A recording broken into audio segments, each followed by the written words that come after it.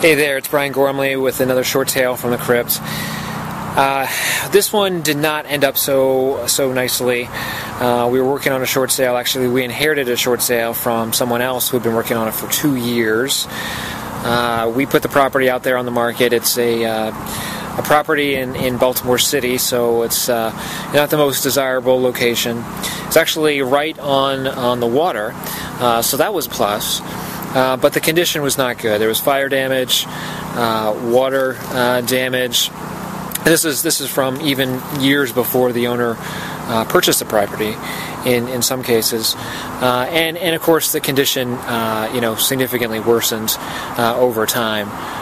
They actually had completed an auction. They auctioned the property off before we were involved in it, and the lender refused to take the value. It was auctioned, I believe, at $300.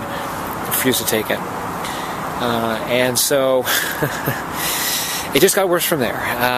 They ordered, I think, 3 different values. Most of them, 2 of them came in above $300, which was just way disproportionate to what the true value of the property is. The problem is, it's not a standard row house in Baltimore City, so there aren't really any good solid comps because each property is somewhat unique, and this one was unique in and of itself as well.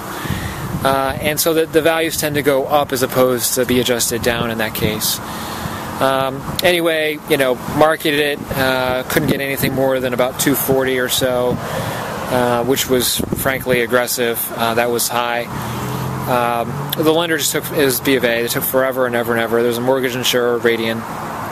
Unbelievable how much processing time. They came back. They wanted $25,000 cash from the seller. Said, oh, well, the seller hasn't paid in 3 years, so they've got to have all that money back. And I was like, what are you talking about? They haven't paid for a reason, and it's not because they're saving that money up. So, unfortunately, the lender did get a new value. It came in at like $240, $245, which was great because we had escalated the file and, blah, blah, blah. But then the buyer wasn't interested anymore because the property condition had further deteriorated. Gangs had moved in, broken into the property, potential some vandalism, some drug activity, and so on. Things were just going downhill, and, it's just really sad. Even the B of A folks said, yeah, we should have closed this a year and a half ago. We're sorry that it didn't happen. So, kind of a combination of the mortgage insurer and the lender's incompetence in processing the file, and you are where you are. The buyer basically dropped or dramatically reduced their price below $200 even, and there was nobody else interested.